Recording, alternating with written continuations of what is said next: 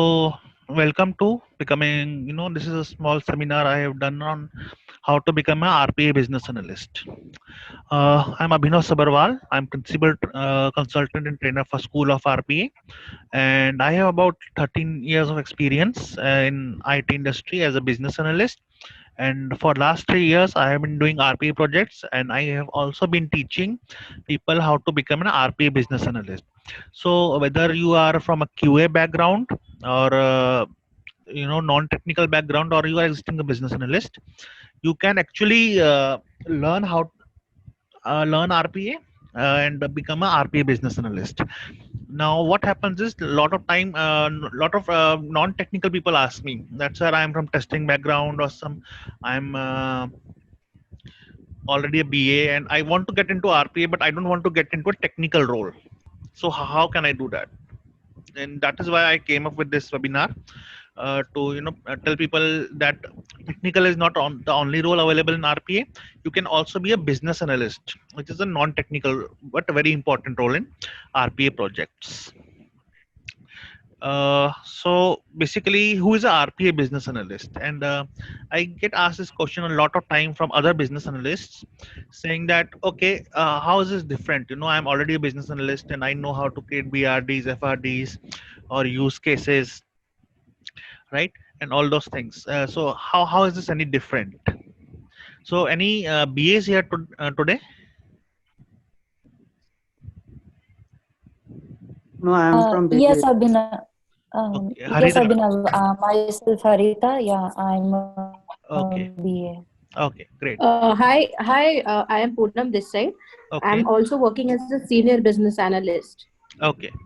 Right. Yeah. So, Harita, Poonam, both of you, right, might know that you're already doing this BRDs and FRDs and this kind of thing, right? But RP is a bit different, and the reason it is different is, like, as a normal business analyst, you are used to making use cases and mock screens and stuff like that. But in RP, none of those things exist. You cannot really write a functional requirement document per se, because you are not actually creating any new functionality or even implement any new screens or any new feature as such. RPA, or robotic process automation, is just a way to automate the existing process. Since we are automating the existing process, we are not actually doing something new in terms of features or anything else. So I am not making any new screens, I'm not adding any new features, and I'm not making anything new per se, uh, in terms of software, right?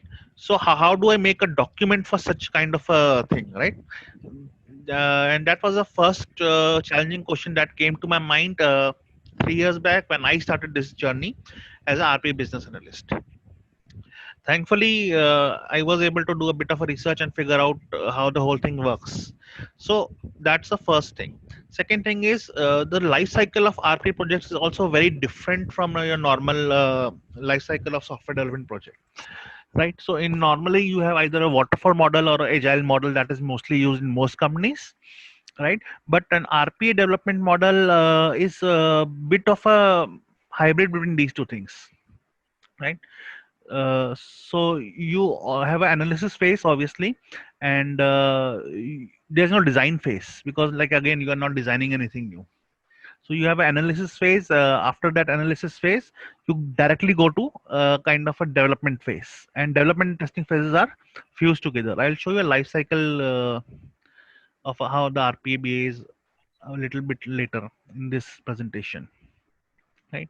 But per se, if you talk about RPA business analyst, RPA business analyst is a gatekeeper of process automation pipeline. What that really means is, he is the person who determines which processes will be automated and which won't be automated. And RPAB is a person that performs high level and process analysis and figures out which process, even if it is possible to automate, which should be automated, right? So it is technically possible to automate the process, but is it worth it in terms of time and money and return I will get? And RPABA also kind of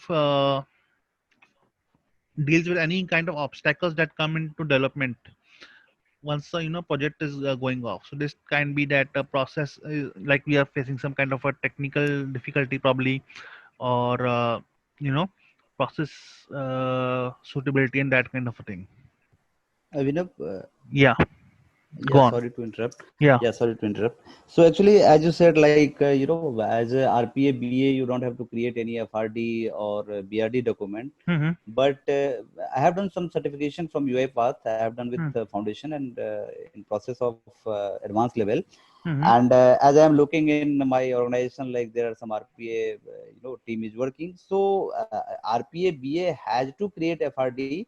What the process is, I mean, they have to convert from as is to be. So Right. for convert, yeah. So So for converting that, we have two documentations in RPA business analysis, that is PDD, process definition document, and STD, yep, that is solution definition document. yes, yes. Right. So but that is not same thing as the functional thing, right? Uh, yes, we can say partially agree. Yeah. Okay. Yeah, right. So I'll tell you what happens in a functional requirement document, right? Where the very name gives it away, right? I am talking about a new functionality, right? I want a new feature, right?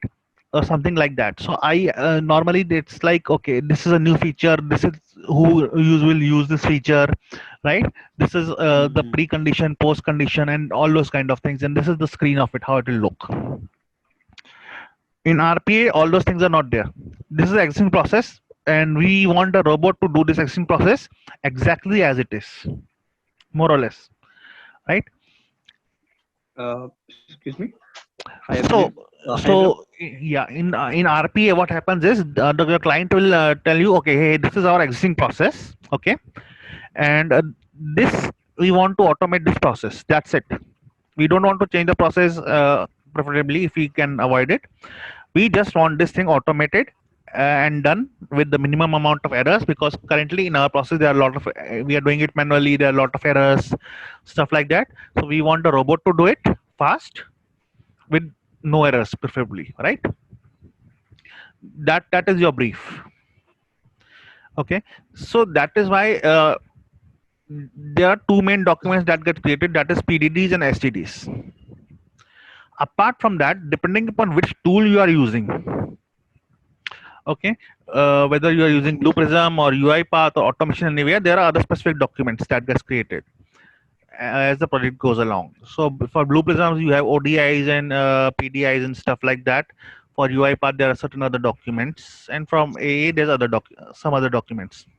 But more or less, the core of these documents is what are the reusable components that a robot can use. So object libraries, process libraries, or package libraries, and that kind of stuff. That is the very first thing, right? That is different in our RPBA and other these things. Like, you are not creating a new functionality, not at all. You're just trying. But one thing, Abhinav, there is some contradictory here. Like as I have observed and I have even studied in UiPath documentation.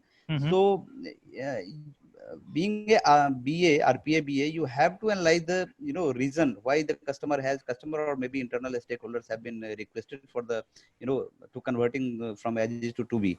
So first you have to analyze the reason. What was the actual reason? No. I'm sorry, but that is the wrong information. When you talk about as is and to be documentation, there is only one crucial difference between the two. That a to be documentation is from the point of view of robot, not a human being, right? Robot comes after. Robots comes at the center of the development phase. Robot is not the part of business analyst. No, it is. It is absolutely. It is. See, let me give you an example. Let us say there's an accounting process, right, where you have a concept of maker and checker. Somebody raises a request, somebody else approves it. Now, why is the approver there in the process? Approver is there in the process so that no fraud can take place, right? I have raised a kind of a 30,000 rupees PO of worth of 30,000 rupees. So the checker will check whether A, I am authorized to do it, right, and B, is it a proper PO, stuff like that. but see the same process from the point of view of robot, right? Why is the checker required? Robot will never do a fraud. It has no motivation. It's just a algorithm, right? So there's no reason for a checker to exist in that process anymore, right? That is one thing. Second thing is robot does not works exactly the same way a human being does. So that is the same process, but you are looking from a robot's point of view. Unless you have that document, how will you develop the robot? You cannot, right? So that is a difference. All right. Uh, so we'll keep a Q&A session a bit at the end. Right? Okay. Sure. Sorry. Okay.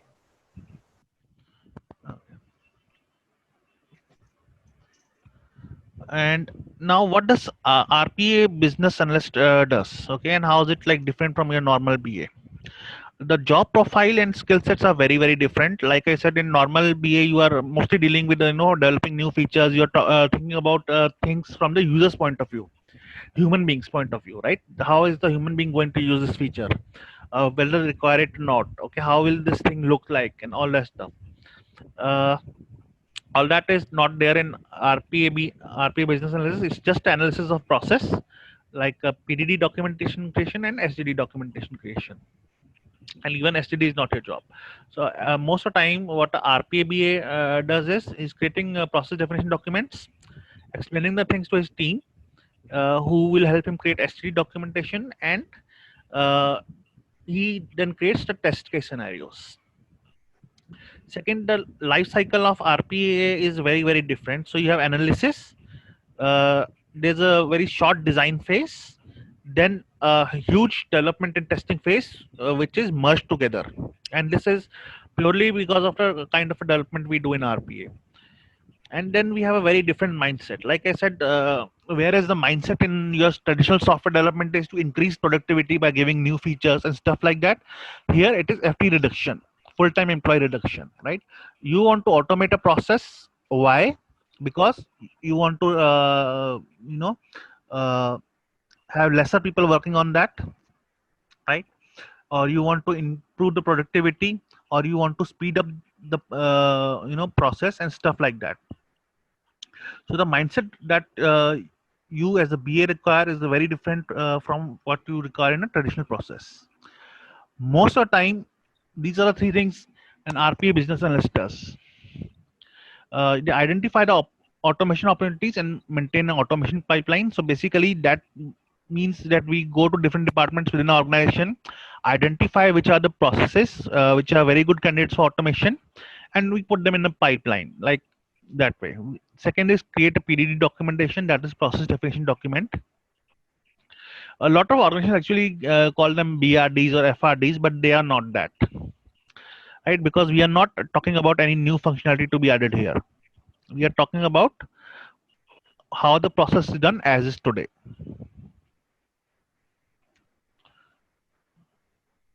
And third is, as a BA in RPA kind of a project, it is your responsibility to help out testing with the bots.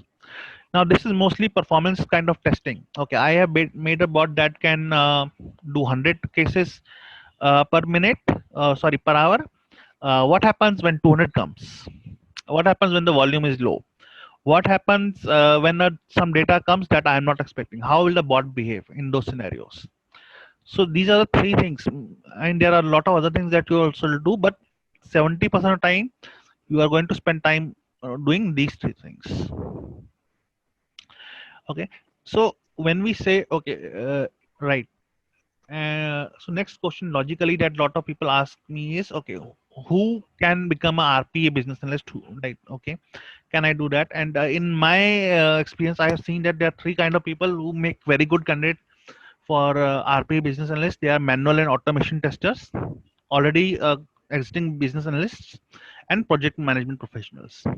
The reason manual testing and manual and automation testing professionals make a very good RPA business analyst is because they already have that kind of thinking, but in the opposite direction, right? So testing guys actually have to have this mindset as how do I break something, right? Remember, it is their job to find a bug. So how do you find a bug? You find new and better ways to break something.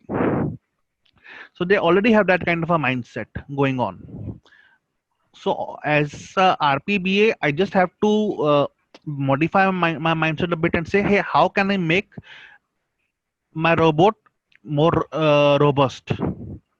Okay, how can I make sure that my robot does not break down when something unexpected happen in the process, like some kind of exception comes in and stuff like that? How do I make sure of that? So they already have this mindset of how to break things, but now they just have to use it to figure out how to make something more robust, and that is why they make very good RPA business analysis. Second is, already you are a business analyst and you want to jump into an RPA field. Great,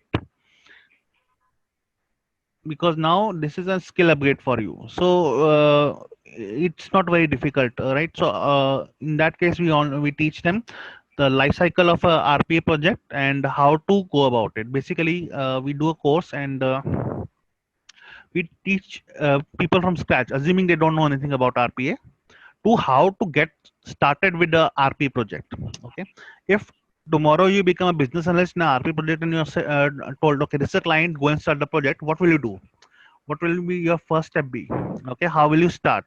How will you handle the whole project? That is what we teach. And then the project management professionals, this is also easy for them, PM guys, because they already have a lot of knowledge. So for them it's just okay, learning a bit of a new field. That is it.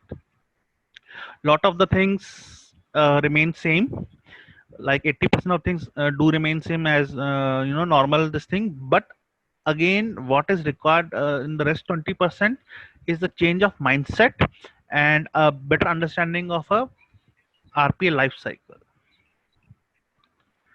Okay. Abhinav? Yeah. Go Hi, on. this is Ayush. Yeah. I'm also business analyst, okay. And regarding this only, which to the last slide you were talking about, I wanted to ask something. Is it fine? Yeah, please go ahead. So, in my so right now I'm pursuing my MBA from IIM, and I'm looking forward to take this course to enhance my management skills and to give an add-on. So I guess this will work. Secondly, I used in a company where data flow is automated, and so there are two things. One is a project automation, where one you monitor the project, and one is the flow of a data. In my terms, what I'm able to perceive, that there is a data flow is happening. Number of software tools and automation tools are required. Like Airflow is one of the scheduler. Okay. So these automation process are relevant to the RPA, right? Right. See, RPA is not, as a matter of fact, automation is not something new. We have been doing it for quite some time, right? We have been using macros to automate tasks in Excel, even Selenium web testing, automation and stuff like that. What makes this new tools very different is you can automate different softwares in the same process. So for example, in the same process, I have a Windows software, a web-based website, right, and maybe a mainframe server. All three things, all three applications in one process. Then also my tool can handle all three things together.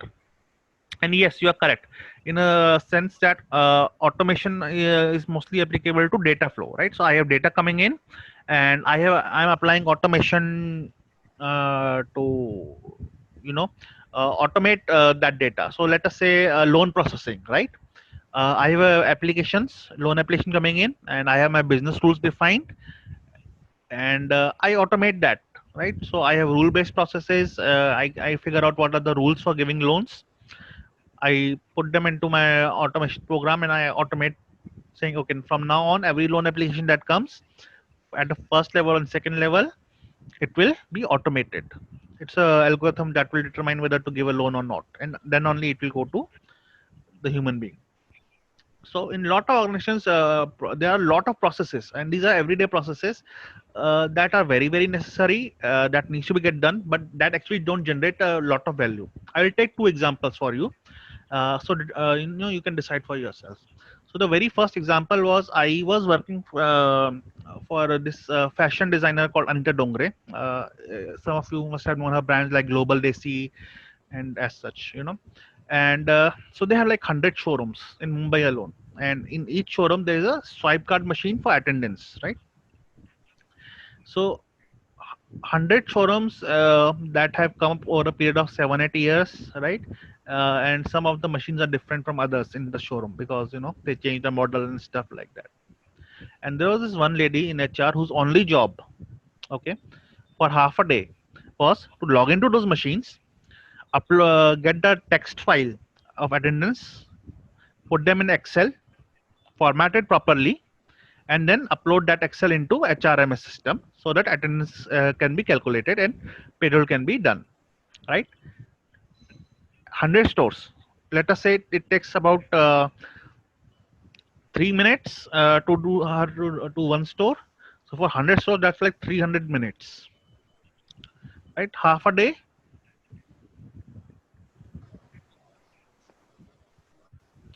Half a day. This is what she does. Now this is an essential task because without her doing this, uh, you know, they will not be able to calculate the salary properly. But was it a value addition task? No, not at all. So very good candidate for automation. One thing. Second is compliance. Okay, same company, and I went to CFO of that company. Now this is lady who is like earning 40 lakhs a month, not month, sorry, 40 lakhs a year, right? Still a lot of money, like at least 2-3 lakhs a month kind of thing. And every month she will spend 1 week uploading the employee PF data into the government website. So I asked her, why are you doing this? You can just hire an assistant and have them do it. Right? It is not the best productive use of your time.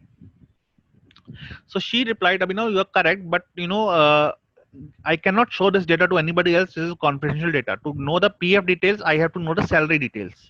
And that is a confidential data. I cannot give it to anybody else because they will come to know about everybody's salary, and it doesn't something I cannot do.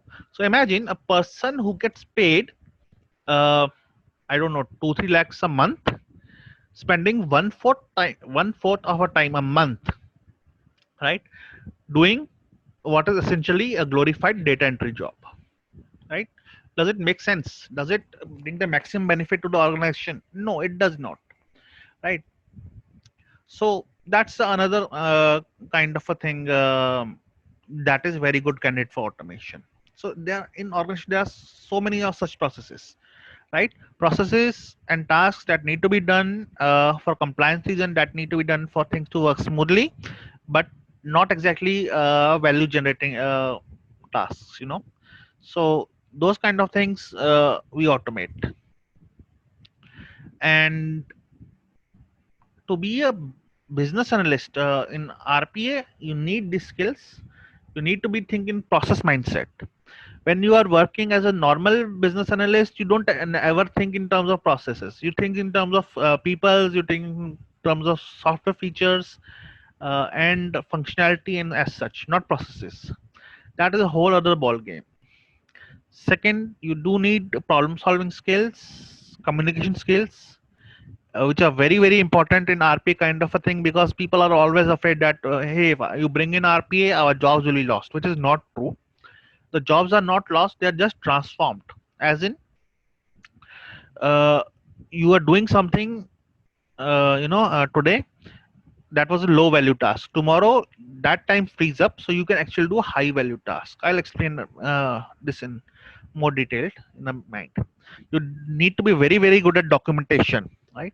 So if you think as a BA you are good at documentation because you make BRDs and FRDs, then in RPA you need to be like 10 times better than what you are today, because the documentation needs to be so good that you should be able to give it to your developer, and they should be able to use the documentation you created as a user manual and do the whole process without asking any question to you. That is a like gold standard in RPA. So you need to be really, really good at documentation skills. And of course you need to have, go ahead, please. what are the life cycle for starting any BA job in RPA especially? So you want to be become a, you want to become a RPA business analyst. That you are asking from that point, right? Yeah, that from that perspective. Okay. Yeah. I would say first is you take training Yeah. from us or what anybody else or if you would whatever you trust, and Mhm. that is when we train you how to start the RPA project. Okay, from the scratch, literally from the Mhm. scratch. Okay, Mhm. then uh, you go and find some projects, RPA projects. Okay, so mostly what we do is we provide some freelance opportunities also to you if somebody is interested, and then you can jump full-fledged into it. But there are two things. First of all, you should know what RPA really does. Okay, and Mhm. second, you should be That's familiar. what Yeah, that's what I'm asking. That's what yeah. I'm asking. Actually, you told like some operational perspective, but I'm asking about like as I as I understand, Mhm. like being a RPA BA, you have to first there's some sort of thing like prepare RPA, which you Right, can say identify. Then you have to create PDD document that comes under solution designing, and then you have to create the test scenario, right? and correct. then and then you have to take approval from the stakeholders for this PDD, and then you go forward. So So in that, there are two things. Like one is all these activities, and second, you should be familiar with the tools, right? So there are three tools in Mhm. the market which are the top three. That is Blue Prism, UiPath, and Automation Anywhere. Okay, all the Mhm. other Mhm. tools mostly are copies of these tools, one way or the other. So you have to be really be familiar with the architecture of these tools as well, how they are, where they are most suitable, because any project you go, you are most likely to encounter either one of these three tools or a copy of these three tools.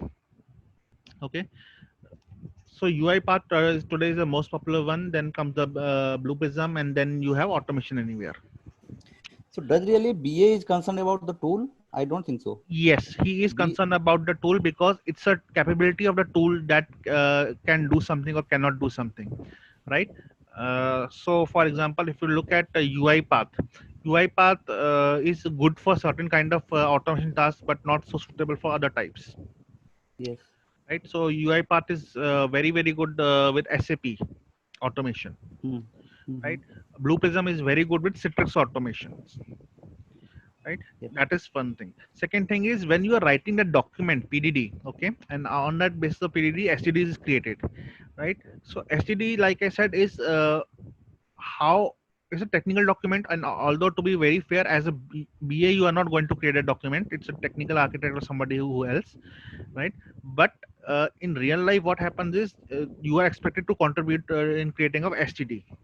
Now, you cannot realistically do that unless you know how the underlying tool will act in your environment.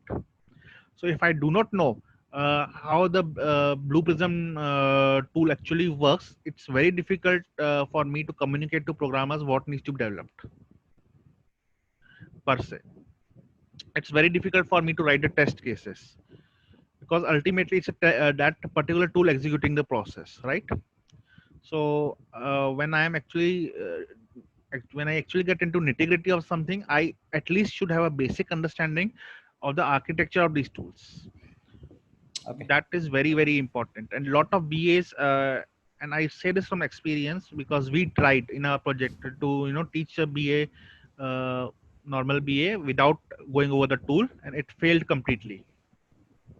Okay. So it's very important that you at least have a very basic understanding of these tools, Okay. Perfect.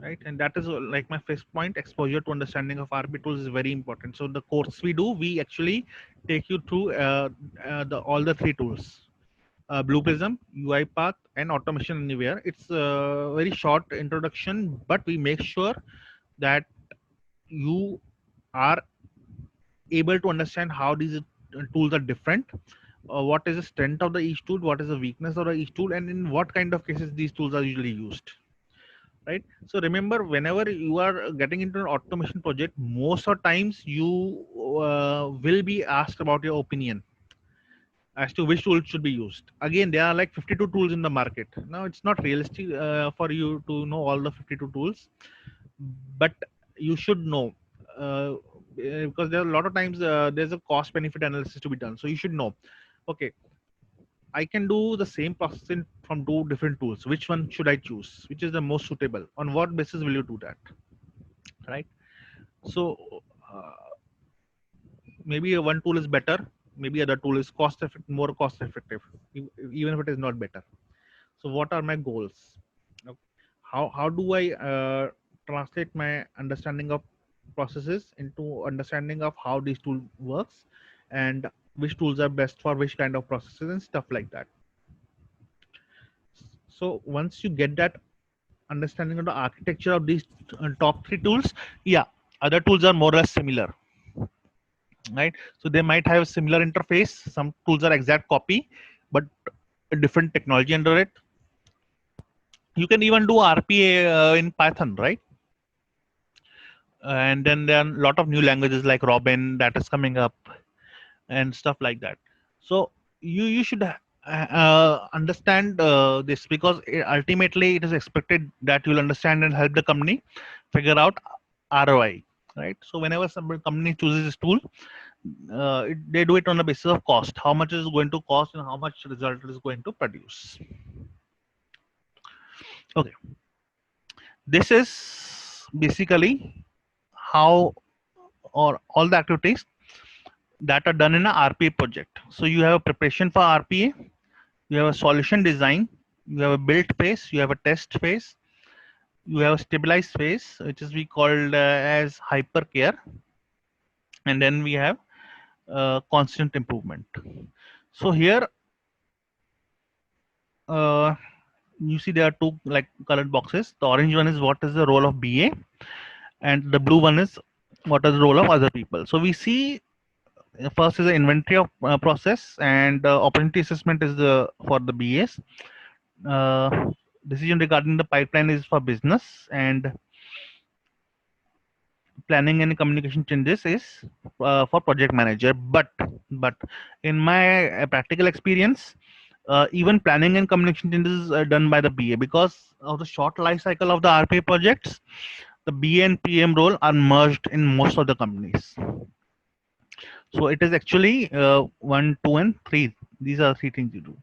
Right? So you create a list of processes, but how they will be prioritized is the call of the business. Second, you have PD creation, you have test scenarios that you'll be doing in solution design phase. But process and robot architecture is solution architect, security infra obviously, and dev environments it is IT, and STD creation is RP developers. But again, it's not completely RP developers, because you are expected to contribute to STD and at least be able to go through the STD to figure out if something is missing or not. Then you have a build RPA phase. This is mostly technical guys doing their stuff. So you have RPA developers prepared for test data, that is process owners plus IT. You are supposed to validate changes and do an impact analysis if there are any changes as a BA. Prepare UAT environment is again IT, and STD operation is your developers. So you can see in the development phase you have a very small role to play, but in testing phase again you have a bigger role of coordinating the testing results and preparing of sign off. Bug fixing and performance UAT is developers and support, stuff like that. Stabilize IPA go live is totally your thing, and it seems like little box here, but it's a big like आपका पसीना निकल जाएगा kind of a phase, right? So you really need to be at the top of your game to do this. Then measuring the expected versus actual results. So like I said initially, we do all projects with some assumption that hey, if I automate this process, I'll save so much time, I'll save so much money. Did it really happen? How will you know? You will measure it, obviously, and as a BA it is your responsibility to measure this, right? And obviously document the lessons learned.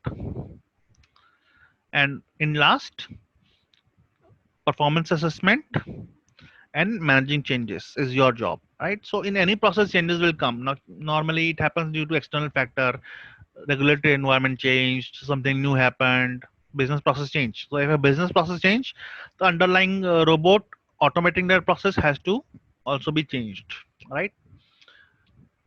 So that this diagram in one snapshot shows you all the roles that the BA plays in an RPA life cycle. This is the RPA life cycle: prepare for RPA, solution design, build, test, stabilize, and constant improvement. Now, normally, actually, build and test are not two different phases. In real life, these are two kind of merged together.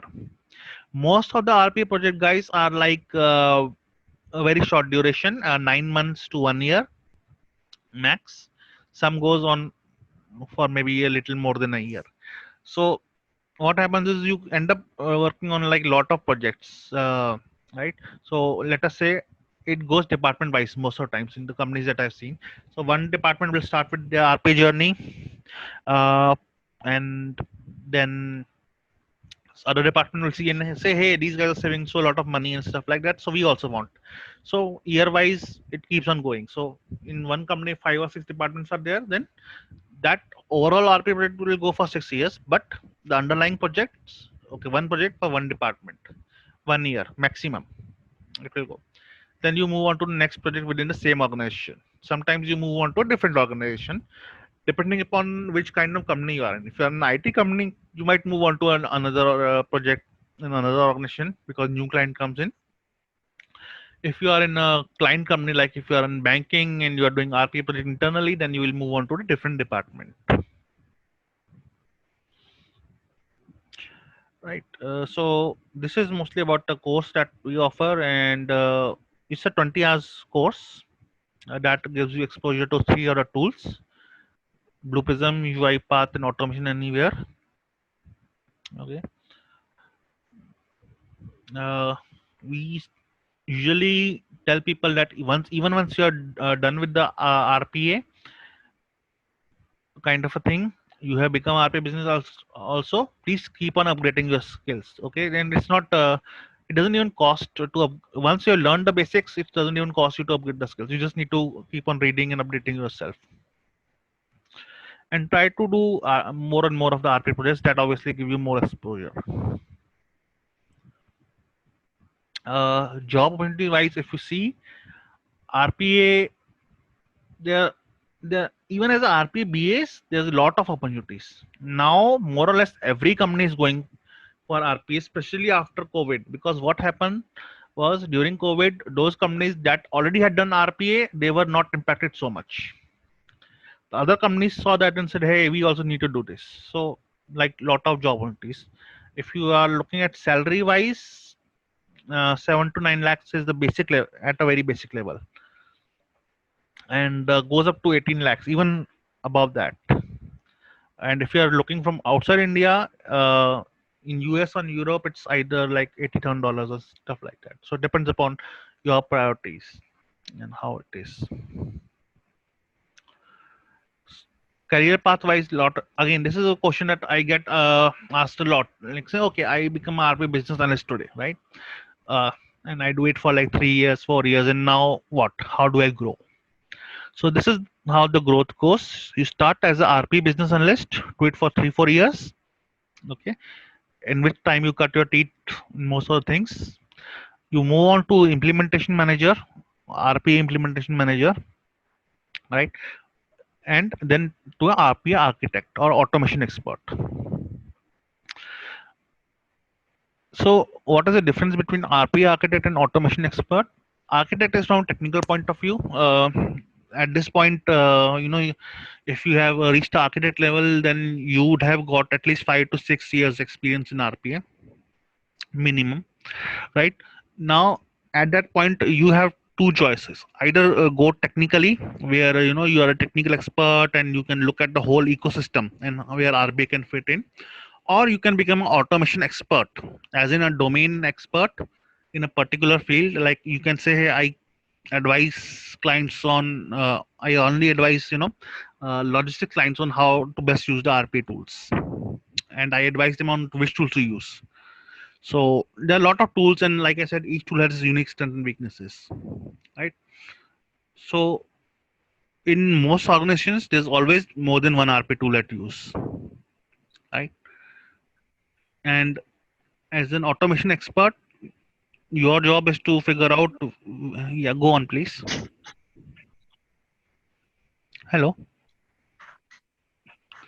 I thought somebody was about to ask a question. No. Okay. So as an automation expert, your job is to figure out, which tools works best in which scenarios. So in a very realistic scenario, what we have seen is in any organization there will be at least 2 to 3 automation tools at work, doing different kind of things and working in different kind of scenarios. The course that we offer from School of RPA is online instructor-led training, 20 hours in 8 weekends. 8 weekends we finish it. Exposure to multiple tools and near live training. What we mean by near live training is we have designed a kind of scenarios where we give you assignments and stuff which are as close to real projects as it is possible. So when we say PDD creation, we just do not teach you how to create PDD. We actually make you do it just the way you will be required to do it in a real project. So we have something called mixed training. Okay. Now in a real project, what happens is you create a PDD and you give it a programmer who will ask you questions, right? So in our training, what we do is we also have a like technical students, people who are learning UiPath development. So we pair you with them and we give a common project to both of you. You as a BA are supposed to do documentation of that project and explain it to the programmer, just as you would be required to do in a real life scenario. And they question you back when they don't understand something, because their project now depends upon how you did your project. And that actually helps you get the hang of things as to how the things will happen in real life. We provide training differently in that, you take the pay for it once and you can take it as many times as you want. So what happens, a lot of people who are working professionals, sometimes they say, okay, I have Saturday working, Sunday working, or maybe I took something, a course 2 months back, but I don't remember some of it much. So we say you pay once and you can take it as many times as you want. We have a post-course completion support. That is, even after you have completed the course, you have got the place as well. Even after placement, let us say you are having some difficulty in your job, you don't know, understand how to create some tasks, you can come back to us, ask us. We maintain a real big repository of lot of practices and how things get done, and you can access that. Of course, we have resume preparation, personalized interview coaching, and placement support. And maximum what we do is we take 5 people in one batch, not more than that. So we can have it on weekdays or weekends as per your timing. And normally we have instructor led, online, and classroom. Classroom right now we are not doing because of the COVID. We are going to restart it very soon. We are in Mumbai, Kharghar.